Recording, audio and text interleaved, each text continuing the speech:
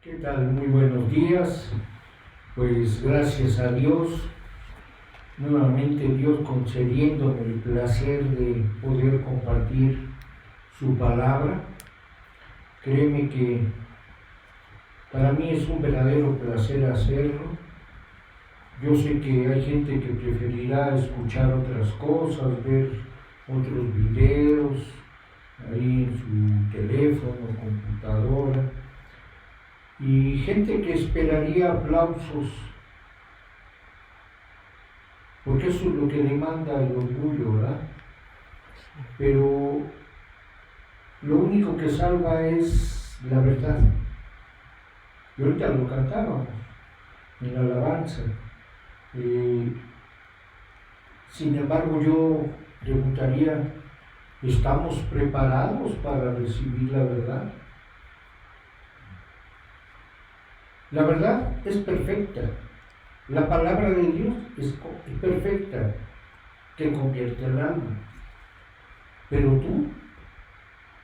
tú eres el que necesitas una transformación para recibirlo. Yo le doy gracias a Dios por esta enseñanza que me permitió ver aquí en el libro de Jonás. Ya sabes, primero me pega a mí de frente, en la semana, los sábados ando con moretones, ¿no? Porque bien que le atina, y aunque me muevo también, ¿no? Pero Dios le pega justo a donde uno necesita. Y gracias a Dios por ello, porque nos permite compartir esta enseñanza. Y vamos a orar para pedirle a Dios el favor de su gracia y el poder estar con el corazón verdaderamente receptivo para pedirle a Dios la transformación que necesitamos. Vamos a orar. Amado Señor, bendito Dios y Padre, gracias te damos por este día. Gracias, Señor, por esta enseñanza que tú tienes preparada para nosotros. Danos el corazón como ese terreno receptivo para la semilla, para que dé fruto, para que no vuelva vacía esta palabra y sea prosperada en aquello por lo cual tú la envías. Por Cristo Jesús te lo estamos pidiendo y te agradecemos tu favor en su nombre. Amén. Amén.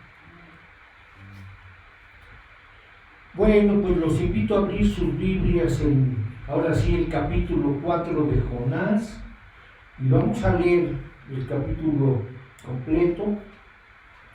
Vamos a leer de Jonás del capítulo 4 del 1 al 11, y viene. Pero Jonás se apesadumbró en extremo y se enojó, y oró a Jehová y dijo: Ahora, oh Jehová, ¿no es esto lo que yo decía estando aún en mi tierra?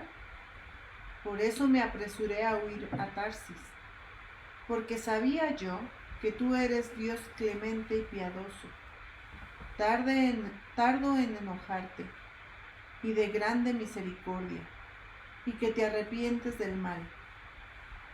Ahora pues, oh Jehová, te ruego que me quites la vida, porque mejor me es la muerte que la vida. Y Jehová le dijo: ¿Haces tú bien en enojarte tanto?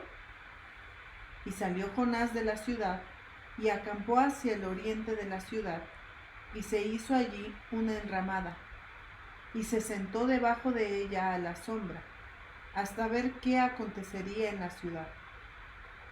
Y preparó Jehová Dios una calabacera, la cual creció sobre Jonás para que hiciese sombra sobre su cabeza y le librase de su malestar. Y Jonás se alegró grandemente por la calabacera. Pero al venir el alba del día siguiente, Dios preparó un gusano, el cual hirió la calabacera y se secó. Y aconteció que al salir el sol, preparó Dios un recio viento solano, y el sol hirió a Jonás en la cabeza, y se desmayaba. y deseaba la muerte, diciendo: mejor sería para mí la muerte que la vida. Entonces dijo Dios a Jonás: ¿tanto te enojas por la calabacera? Y él respondió: mucho me enojo, hasta la muerte. Y dijo Jehová: ¿tuviste tú lástima de la calabacera, en la cual no trabajaste, ni tú la hiciste crecer, que en espacio de una noche nació, y en espacio de otra noche pereció?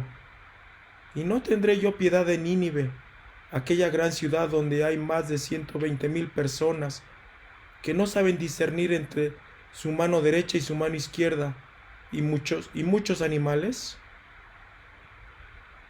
Wow, no sabes cuánta enseñanza contiene este pasaje.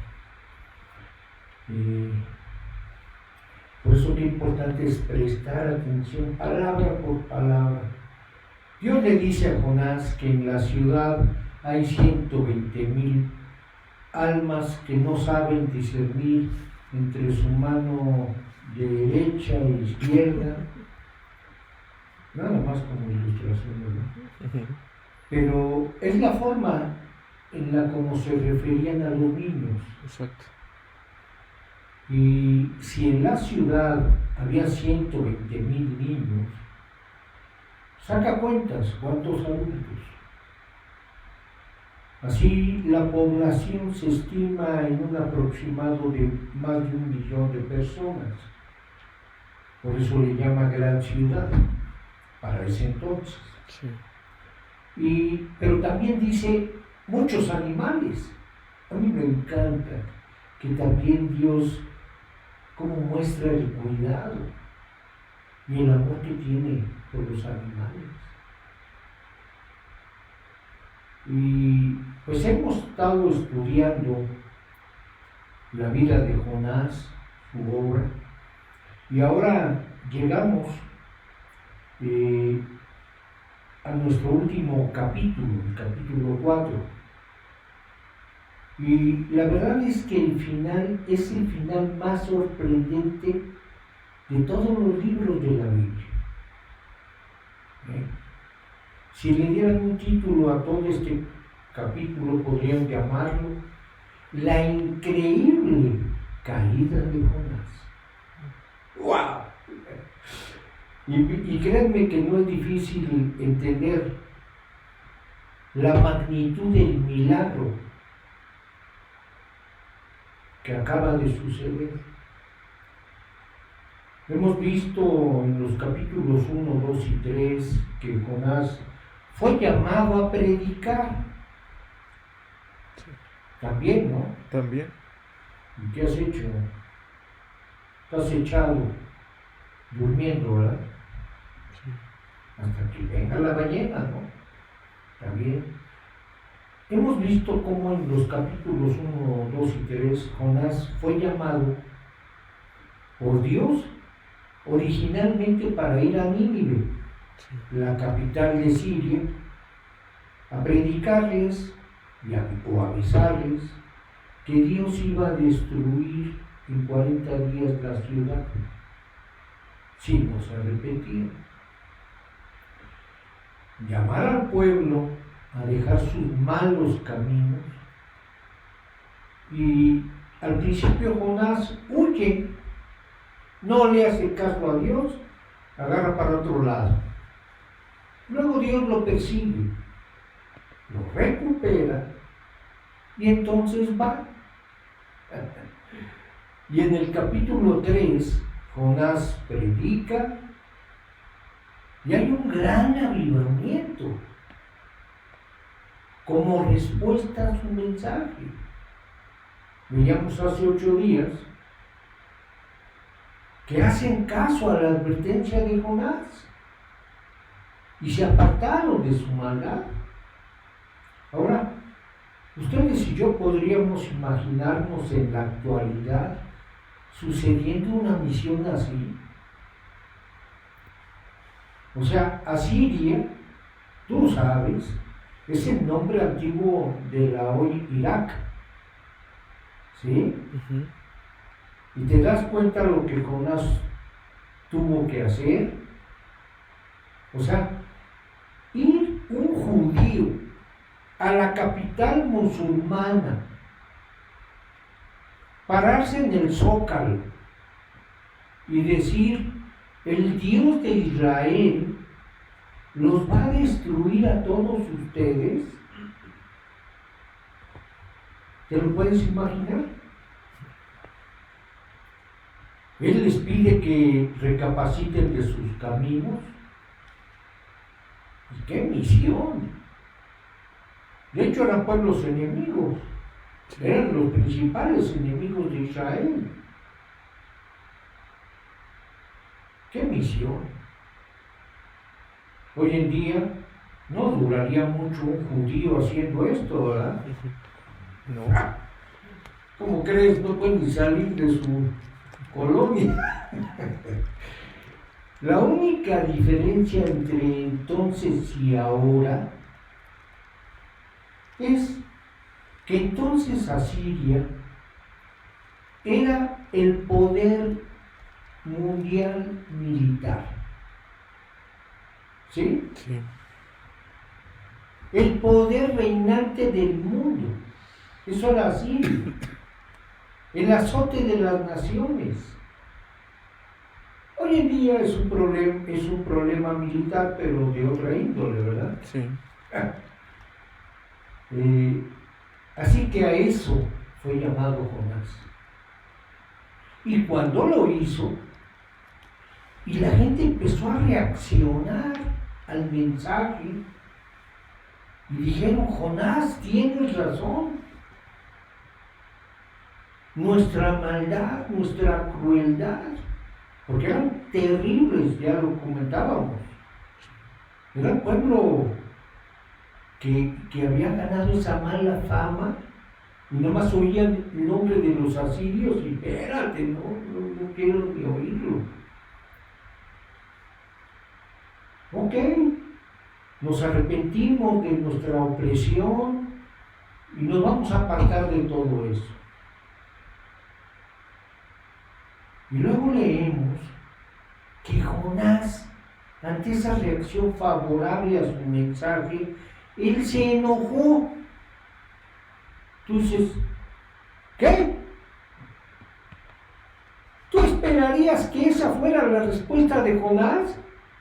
Ya quisiera yo que la gente, uno hiciera caso a mi mensaje, ¿verdad? Y aquí Jonás convierte a una ciudad de 1 millón de personas o más y se enoja. No, bueno, yo creo que nadie esperaría este desenlace, ¿verdad? Nadie esperaría este capítulo 4 de Jonás. Así. Cualquiera esperaría que Jonás, después del versículo 10 del capítulo 3, dijera, y Jonás volvió brincando de gusto a Israel. ¿No? Sí. Feliz por lo que acababa de suceder. ¿No? Sí. Pero no. Tenemos un Jonás 4:1, pero Jonás se apesadumbró en gran manera y se enojó. Que alguien me explique. Y él dice, estoy enojado, muy enojado, hasta la muerte. Wow. A ver, come on. ¿O acaso un artista se enfurece cuando se elige su obra para ser expuesta en un museo de arte moderno? No. ¿Así se pone? No.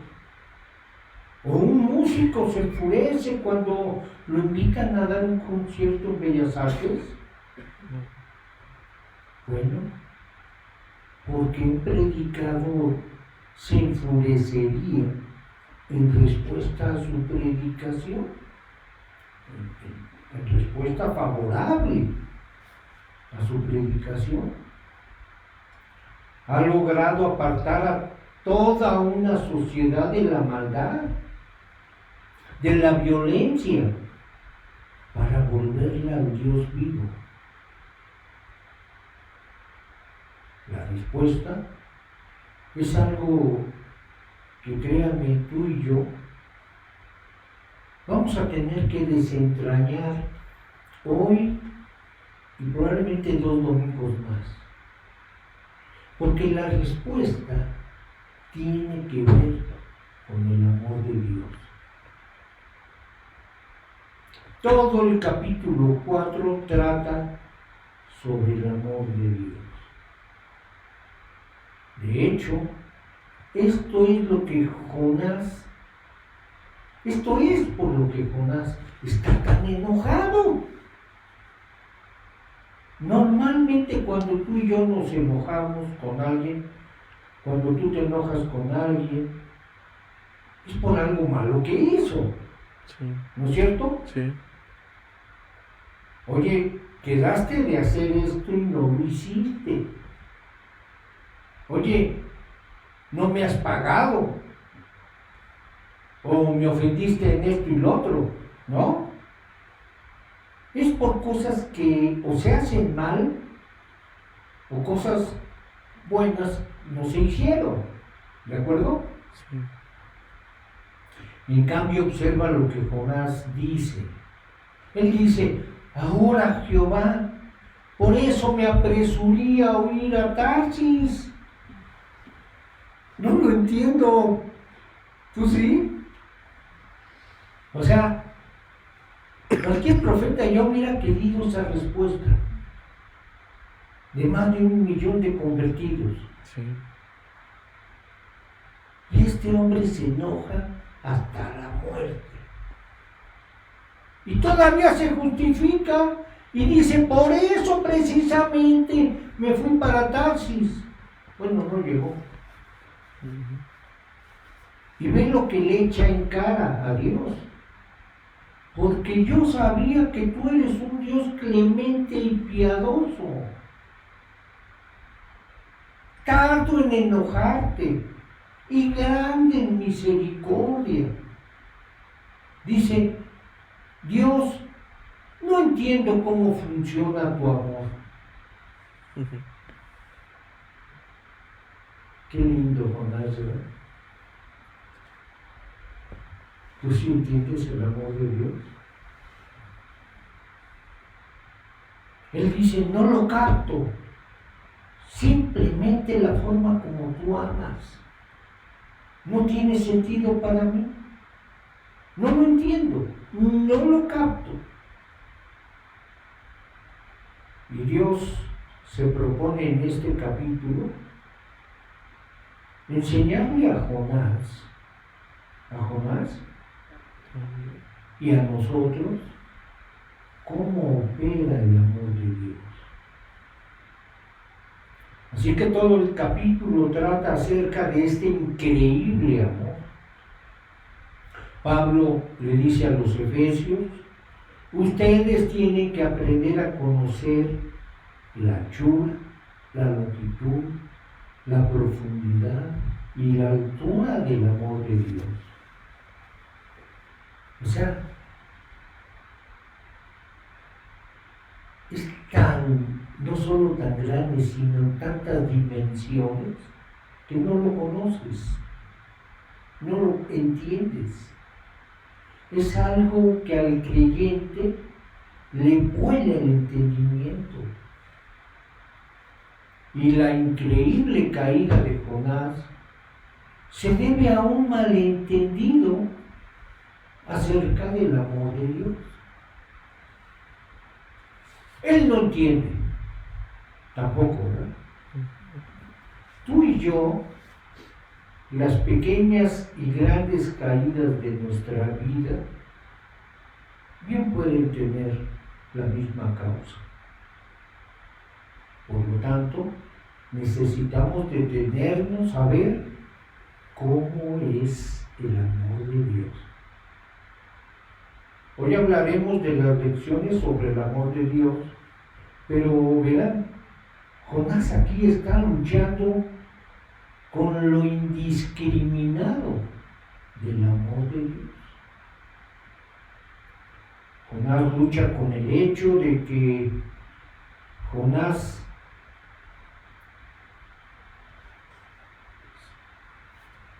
sea tan generoso, tan bondadoso, como para amar a todo el mundo, a todos, para perdonar, para lanzar su amor sobre toda clase de personas. Él está luchando contra sí mismo por eso. Independientemente de su pasado, de su conducta o de su pedigrí, está luchando con eso. Y porque está luchando con esa liberalidad del amor de Dios, se pierde de entender la paciencia del amor de Dios por su propia vida, por la vida de Jonás mismo. Dios está manifestando un amor increíble por este profeta, quejoso, chillón y rebelde. También. También, ¿verdad? Sí. La vida de Jonás depende de la paciencia del amor de Dios. También. Y Jonás ha recaído en el pecado del cual pues Dios se la pasó tratando de librarlo. Toda nuestra historia, e incluso Jonás lo admite. Dice, sí, eso era precisamente, Dios, lo que yo estaba haciendo al principio. Por eso estoy enojado contigo, Dios. Casi le dice, pues yo estaba bien cuando iba para Tarsis. Ahora dime que eso no es una recaída. Sí. Si dentro de la ballena ya se había humillado,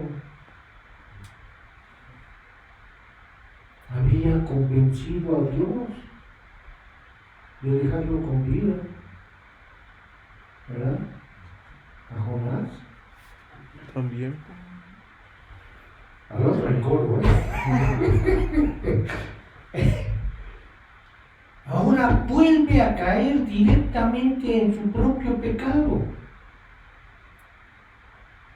Lo único que impide que Jonás no sea colocado en la repisa del olvido es la paciencia del amor de Dios. Las preguntas que quiero plantearnos esta mañana y buscar sus respuestas es, número 1, ¿por qué el amor paciente de Dios no es más real en nuestras vidas? ¿Y cómo puedo hacerle para que ese amor paciente de Dios sea más real en mi vida? ¿Cómo puedo entender mejor el amor paciente de Dios? ¿Y cómo puedo hacer que crezca ese amor, esa clase de amor en mi vida? ¿Por qué no somos más conscientes de la forma en cómo Dios nos ama? ¿Cómo puede el creyente crecer en un amor que lo va a fortalecer para enfrentar cualquier adversidad de la vida? ¿Qué aprendemos sobre la paciencia de Dios? Bueno, la enseñanza clave del libro de Jonás, ojo, es que cristianos fructíferos, cristianos prominentes, cristianos con muchos años en la vida espiritual pueden caer en viejos patrones de pecado y de autoengaño. De modo que solo el amor paciente de Dios se interpone entre nosotros y el que seamos colocados en la repisa del olvido.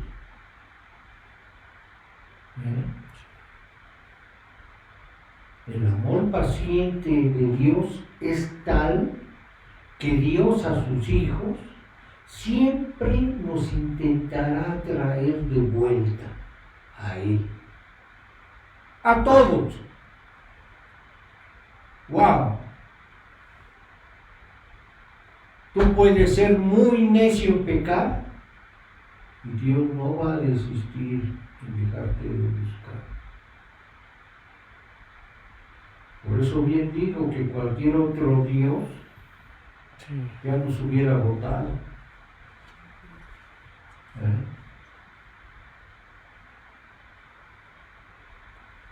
Aquí se nos enseña sobre esa increíble paciencia que Dios nos tiene a todos. Y Jonás es un ejemplo maravilloso de esto. Este es el punto. Cristianos prominentes, fructíferos, de mucho tiempo, pueden caer en patrones terribles de pecado y autoengaño. Síguete confiando en ti mismo. Ahora, Jonás no solo ha logrado un enorme triunfo espiritual ahí en Nínive, sino un capítulo anterior, recordarás, él estuvo a punto de morir. Sí. ¿No? Sí. Le faltó así para que los ácidos del gran pez lo deshicieran, aunque le causara indigestión, ¿verdad? La ballena. Hace unos cuantos versículos estaba diciendo, casi me muero, porque andaba de rebelde. ¿Quién? Jonás. Porque andaba de rebelde delante de Dios. Porque destruí todo mi llamado. Yo odiaba a los de Nínive. Mi autojusticia y mi orgullo por ser yo judío, ya menos me matan. Todas esas cosas, dice Jonás, casi me destruyeron. Eso fue lo que dijo en la panza del pez, ¿verdad? Me salvé por un pelito de ballena, ¿no? Pero él dijo, en el vientre del pez, Dios, me arrepiento de esto que hice. Nunca más lo haré. Nunca más lo haré. Nunca más lo haré. Y lo hizo. ¿Quién? También. ¿Para qué le doy vuelta, no? Nunca más lo haré. ¿A qué te suena esa frase? Dios, nunca más lo haré. Y lo haces. ¿O no? Sí. Y ahí está él de vuelta. Pero mira, amigo, la Biblia es un espejo para que te veas ahí. ¿Qué nos enseña esto? Nos enseña que muchos creyentes creen que ahora que tienen a Cristo en su corazón, que han nacido de nuevo, realmente no pueden recaer tan grueso en el pecado como para quebrar todo en 1000 pedazos. ¿Seguro? Muchos no cristianos dicen, ustedes, los nacidos de nuevo, que cargan su Biblia, que creen que tienen seguro el cielo, deberían ser mucho mejor personas que los no cristianos. ¿Ustedes son cristianos? Deberían ser mejor que los no cristianos. Y así, tanto creyentes como no creyentes creen que la esencia de un cristiano es alguien que es mucho mejor que los demás. Ahora escúchenme. Es cierto que los creyentes, cuando se entregan a Cristo y crecen en su vida espiritual, van a ser mejores que otros. ¿Sí? Pero, ojo, no por ser cristianos automáticamente tu conducta ha sido transformada. ¿Verdad? Sí. Vas a tener que crecer. Vas a tener que exigirte. Tienen que entender lo que la Biblia nos enseña en cuanto a la diferencia inmediata de cuando alguien invita a Cristo a su corazón y alguien que no lo ha hecho. ¿Cuál es esa diferencia inmediata? Mira, en el momento en que te conviertes en creyente, en el momento en que tú le entregas tu vida a Cristo, que cruzas esa línea hacia la fe, a la fe verdadera, ¿crees lo que Jesús hizo por ti en la cruz del Calvario? ¿Crees que Él es tu sustituto? En ese momento, ¿qué hay en ti diferente a alguien que no lo haya hecho? Pregunto.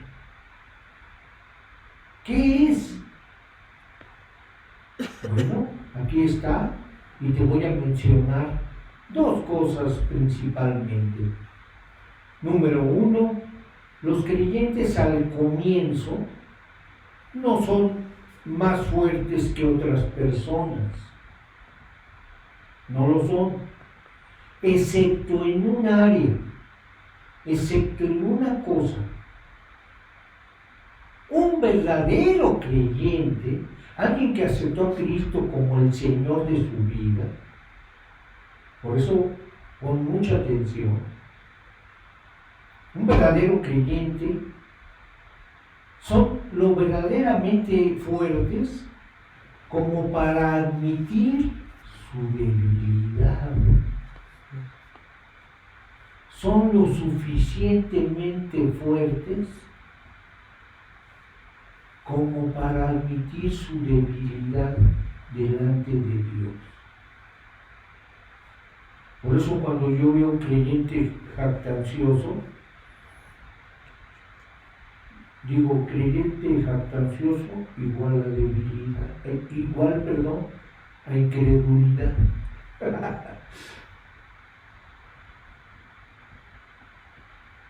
Porque un verdadero creyente es lo suficientemente fuerte como para admitir que son demasiado malos para acercarse a Dios sin un Salvador.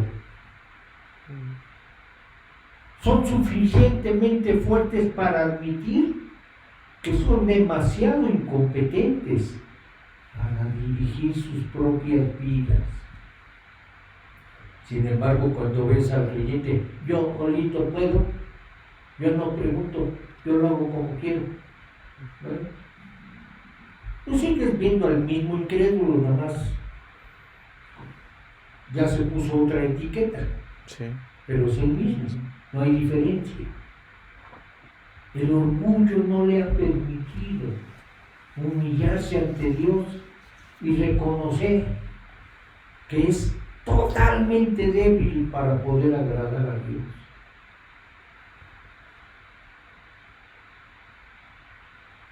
Que son demasiado incompetentes para poder dirigir su propia vida. No, yo sí pregunto. Y por lo tanto, deben entregarle su vida a un maestro, a Jesús. Lo diré de esta manera, y creo que es una muy buena manera de poder mostrarles ahorita mismo dónde se encuentra cada uno de ustedes. Un cristiano es alguien que dice: soy malo, soy perverso, soy pecador, soy egocéntrico, vivo para mí mismo y para mi propia gloria. Soy orgulloso y además soy rebelde. Y en mí mismo soy incapaz de manifestar el genuino amor, la piedad y la santidad real.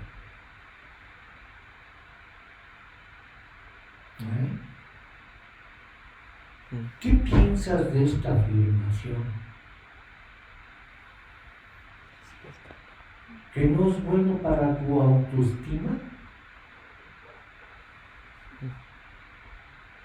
Y piensas: no, bueno, yo sé que tengo mis defectos y mis detallitos, ¿no? Pero yo nunca diría todo eso de mí mismo.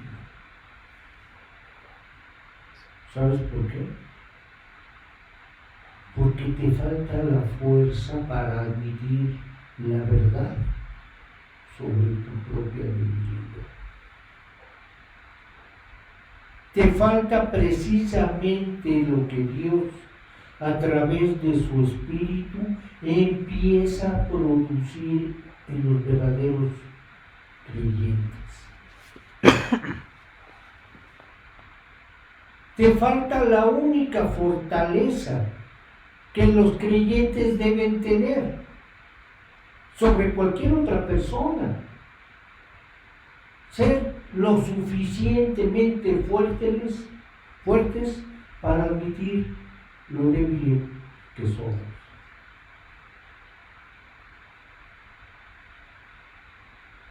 No es algo de lo que seamos capaces por naturaleza. Un incrédulo no puede reconocer su debilidad de una manera natural. Es algo que solo Dios, a través del Espíritu Santo, puede producir en nosotros. Te repito, no es algo de lo que seamos capaces sin que Dios, con su Espíritu Santo, nos ayude a hacerlo. No es una fuerza que uno tenga normalmente. Por eso ves a Pablo diciendo: de los cuales yo soy el primero, el número uno de los pecadores. Y no es un cínico, es un verdadero creyente que tiene esa fortaleza de reconocer pues lo que es. En cambio, ¿qué caracteriza al incrédulo? No, ¿cómo crees? Yo humillarme, no, yo, ¿verdad? Sí. Es un yo-yo. Porque no tenemos la fuerza para mirarnos a nosotros mismos y admitir lo peor de nosotros mismos. ¿O sí la tienes? Solo tenemos la fuerza de echarle la culpa a nuestra familia, a nuestro pasado, a nuestra situación, porque yo aquí soy la víctima, ¿no? Sí. Pobrecito de mí, ¿verdad? Anótalo. Un verdadero creyente asume toda la responsabilidad. No, soy demasiado malo para dirigir mi propia vida. Soy demasiado incompetente. Por eso necesito un rey. Soy muy malo para ser aceptado por Dios. Por eso necesito un Salvador. Bueno, esa es la primera cosa que hace diferencia entre el verdadero creyente y el incrédulo, ¿no? Los creyentes no son menos pecadores que los no creyentes, pero tienen una fortaleza, y es que admiten el nivel, el grado y la magnitud de su pecado. Si piensan que lo que acabo de decir es too much, les hace falta la fuerza de Dios para decirlo, ¿no? En segundo lugar, la segunda cosa que hace diferente a un creyente de un incrédulo es que cuando admites tu debilidad y tú te vuelves a Cristo, le entregas realmente el control de tu vida a Jesús y empiezas a echar mano de los medios de gracia que tanto hemos mencionado, la lectura, la oración, el compañerismo con creyentes espirituales, no con cualquiera que se diga creyente, ¿verdad? Tú empiezas a ver el trabajo de Dios dándote fuerza precisamente en esas áreas débiles. Y empiezas a decir, Dios, porque realmente yo no soy nada, tú tienes que ser mi todo. Tú tienes que ser mi rey. Tú tienes que ser mi Señor y Salvador. Y en el momento que tú recibes ese perdón que Jesús te ofrece, en el momento que tú dices eso, el Espíritu Santo es implantado en tu corazón. Pero por más oración que hagas, si el Espíritu de Dios ve orgullo en ese corazón, no entra, ya está ocupado. Por eso es importante aprender a admitir, a reconocer, y solo el humilde lo hace. ¿Y tú lo haces? Que hasta nos cuesta trabajo decir no, ¿verdad? No, como que voy a reconocer. Por eso el Espíritu Santo no puede entrar en ese corazón. Esto es muy importante. Entra Jesús cuando tú le dices, Señor, entra en mi corazón. Yo sé que algunos han orado, quizás alguien le ha entregado su vida, pero cuando Jesús entra en la persona del Espíritu Santo, Pedro lo llama la simiente incorruptible. ¡Wow! ¡Qué hermosa manera de describirlo! Es la naturaleza divina. El Espíritu Santo, lo que entra a vivir en tu interior, y entra como una semilla. Por eso le llama la simiente. Y cuando entra en tu corazón como una semilla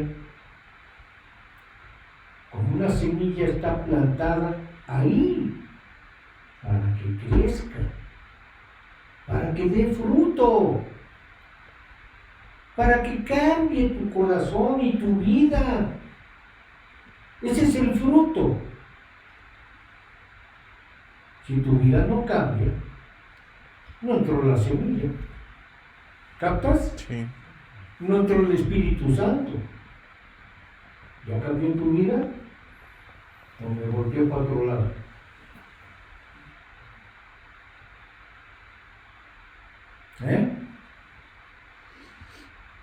Por eso tú solo te puedes hacer una autoevaluación. Dime que ha cambiado tu vida. Aunque francamente no haría falta decirlo, cuando una vida cambia, se nota. Sí. ¿Y se nota? O te arreglas por fuera, nada más.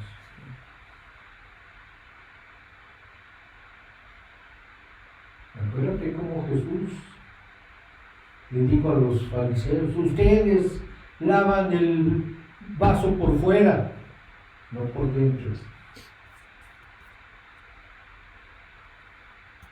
Ese es el autoengaño. Pero es como una pequeña semilla, decíamos, que cae en la tierra y eventualmente con el tiempo y las condiciones sale un árbol, ¿no? Sí. Y cuando tú plantas una semilla, eso no significa que todo haya cambiado, ¿no?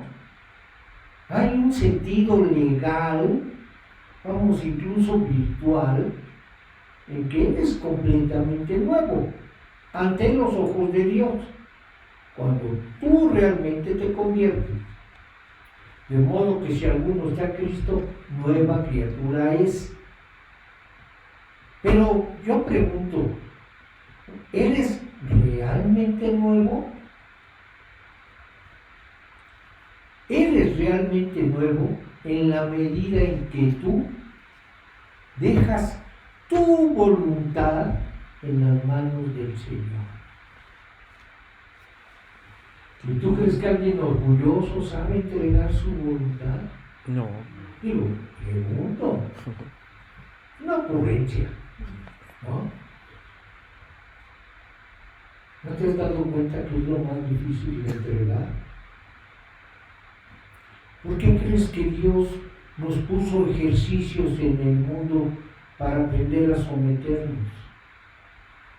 Maestros, autoridades, jefes. Hay mujeres que hoy no les puedes decir que la autoridad en el hogar la tiene Dios, el hombre ante Dios. No lo puede. Si lo dices hoy en un foro, te agarran a pedradas. Sí. Sí, el mundo cada vez más en pecado y viendo lo malo como natural. ¿Qué esperabas? Jesús lo advirtió. Pero esos ejemplos de autoridades es para ejercitarnos a someternos. Porque si no lo haces ante la autoridad que ves, ¿lo harás ante Dios? ¿O estás lleno de excusas y razones por qué no hacerlo? Hay quienes están reprobados de entrada para someterse a alguien. Solitos se auto justificaron a no hacerlo. Por eso te repito, el plan de Dios es que podamos entregarle nuestra voluntad. El que te ama de tal manera que entregó a su propio Hijo a morir por ti, ¿puede abusar de ti? Si lo llegas a pensar, O si llegas a creer que puede abusar, porque no tienes fe. Porque sin fe es imposible agradar a Dios. Para que yo le entregue mi voluntad tengo que tener verdadera fe y no aprenderme ahí un medio versículo, nada más para el domingo ya se me olvide después. Eso es un autoengaño. Yo tengo que trabajar para adquirir la fe y convencerme de este amor de Dios. Ya convencido, no me cuesta trabajo. Sí, Señor, aquí está mi voluntad. Tú eres mi Dios.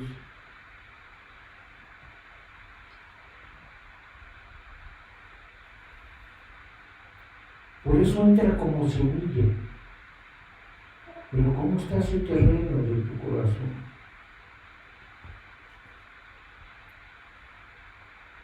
Entonces ya decíamos, eres realmente nuevo en la medida en que tú dejas tu voluntad en las manos de Dios. Te voy a repetir esto porque son distinciones muy útiles. Cuando tú te conviertes, eres legalmente nuevo, virtualmente nuevo, pero actualmente nuevo todavía no. Clarísimo, ¿verdad? Sí. Sé que esto es algo difícil de ubicar para nosotros los citadinos, los chilangos. Déjenme ponerles un ejemplo. Oía yo de una persona que tenía mucho cuidado por su gran pasto, su gran jardín. Él tenía un precioso jardín y le molestaba la cantidad de mala hierba, de maleza que salía ahí, porque se la pasaba horas arrancando maleza, como algunos se la pasan tratando de dejarlo mentiroso, ¿no? Lo codicioso, lo amargado, lo inmoral. O sea, están tratando de arrancar la maleza, ¿no es cierto? Y este hombre estaba harto de pasar horas tirado, tratando de arrancar su maleza. Hasta que alguien le recomendó un tipo de pasto que se llama zoysia, que es muy curioso, pero este tipo de pasto zoysia lo tienes que plantar como unos taponcitos de este tipo de pasto en medio de tu pasto. Y lo plantas allí en el jardín, y con el tiempo y el cuidado empieza a crecer este tipo de pasto zoysia y se vuelve tan tupido y tan cerrado que cuando empieza a crecer y se extiende es tan denso que va acabando con toda la mala hierba. Y eventualmente tienes un ser precioso. El día que tú plantaste los taponcitos de este tipo de pasto, no desaparece la maleza ese día. La maleza, de hecho, se ve igual, pero los días de la maleza están contados. Sí. Y ahí sí, la hierba mala sí se muere. ¿Cómo que no? Aguas, ¿eh? No se me vaya muy fácil. Es cosa de tiempo. Sí.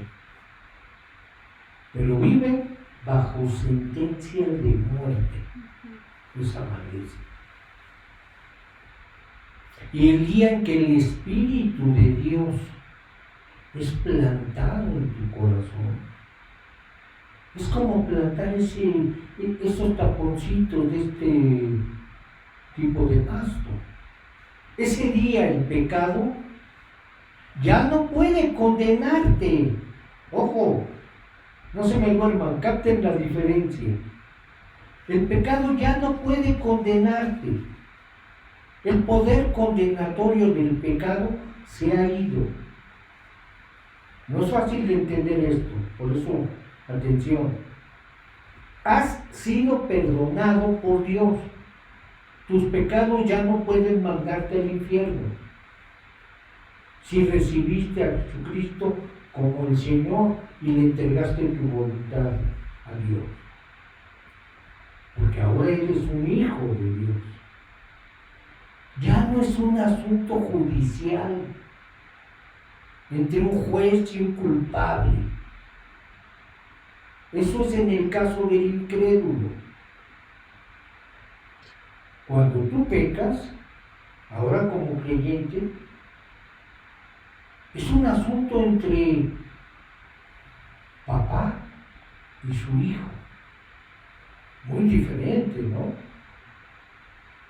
Cuando finalmente eres lo suficientemente fuerte para admitir tu debilidad y dices, Señor, tú tienes que ser mi Salvador.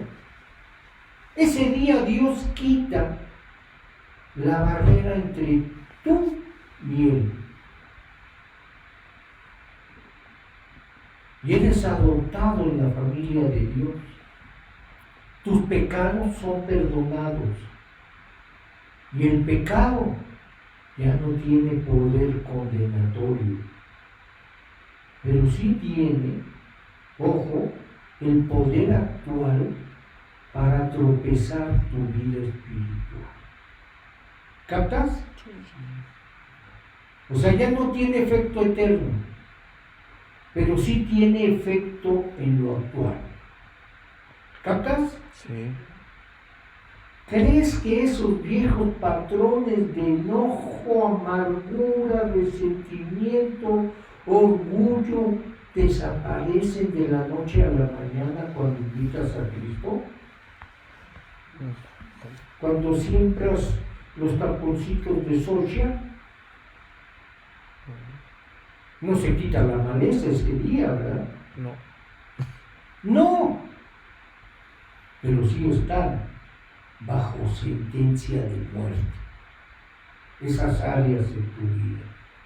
Si eres creyente, si le entregaste tu voluntad a Dios y no te autoengañaste, que tienes la capacidad, no lo dudes.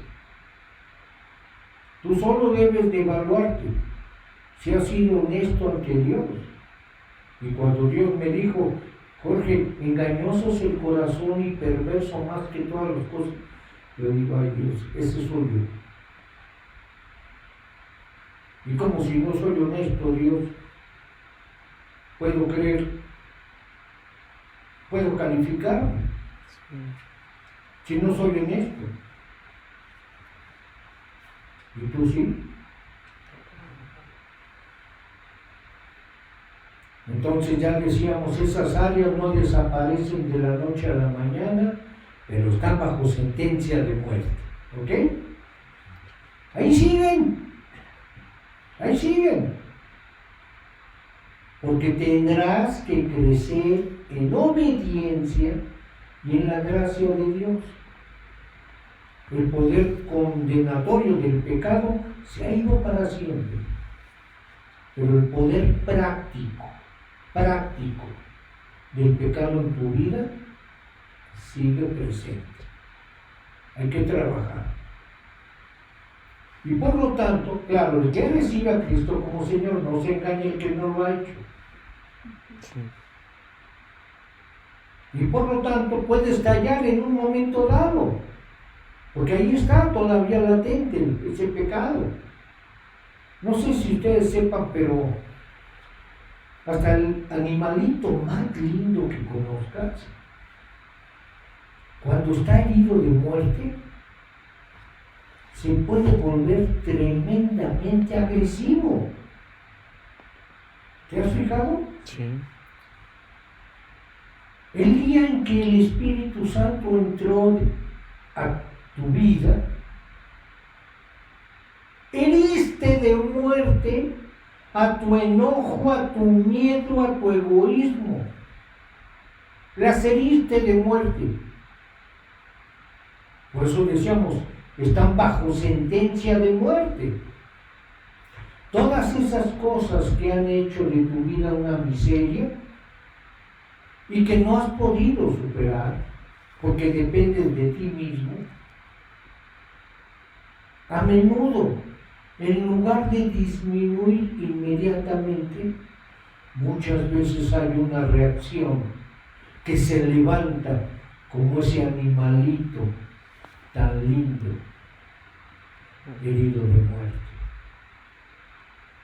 Muchas veces hay una reacción porque el viejo hombre está herido de muerte y se torna agresivo. Por eso, sin que ustedes se pongan así, nos vemos el próximo domingo. ¿No? Sí. Por ello, por Cristo Jesús, nuestro Señor, te lo pedimos. Para gloria tuya, Padre. Amén. Amén.